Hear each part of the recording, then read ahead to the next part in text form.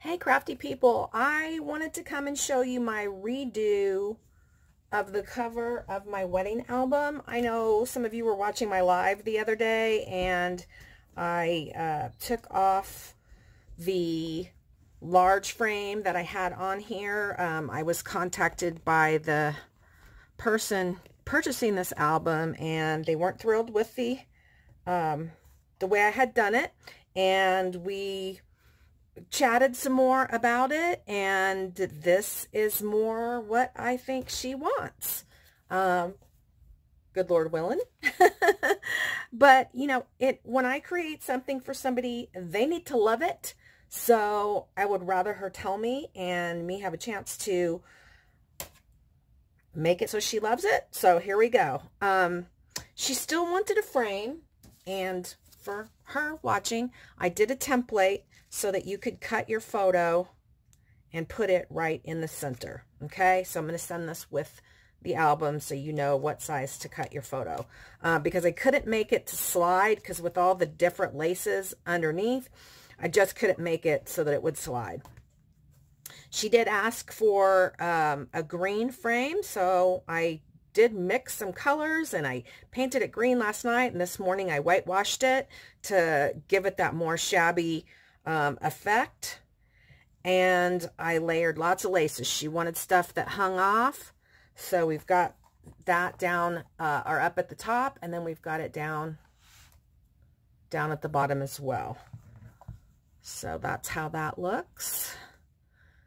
And that. She wanted ribbons. She had sent me some photos of ring-bound albums that had all this bushy stuff hanging off. And since this is not a ring-bound album, I, struggled to figure out how to do that. But what I did was, after I made my flower cluster and I used some flower appliques in the back, and I deconstructed some flowers here, and did layering of fabric and paper, and there's, what do you call this stuff? Cheesecloth, berry sprays. I used some beautiful applique leaves from Natasha's Scrapbook Corner. This frame, and there's one under here that I totally covered up, is from Natasha's Scrapbook Corner as well.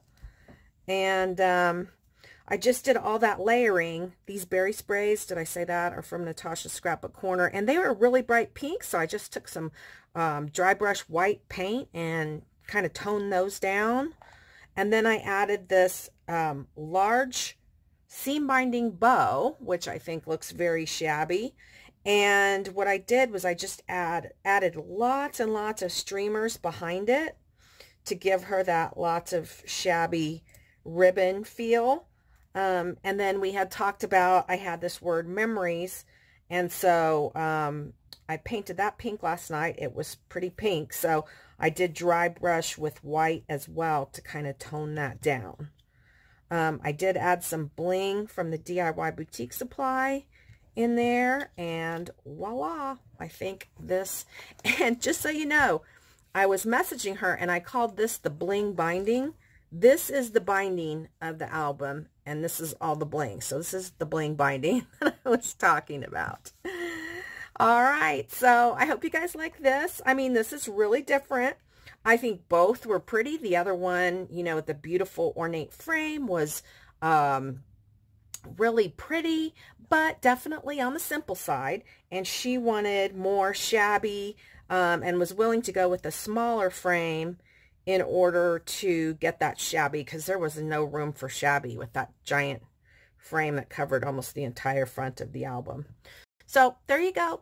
That's what's going on, and goodness, I hope she loves it now, because I don't think there's any deconstructing this one. There is a lot of glue that went on to this. So, all right, thanks for watching, guys. Bye.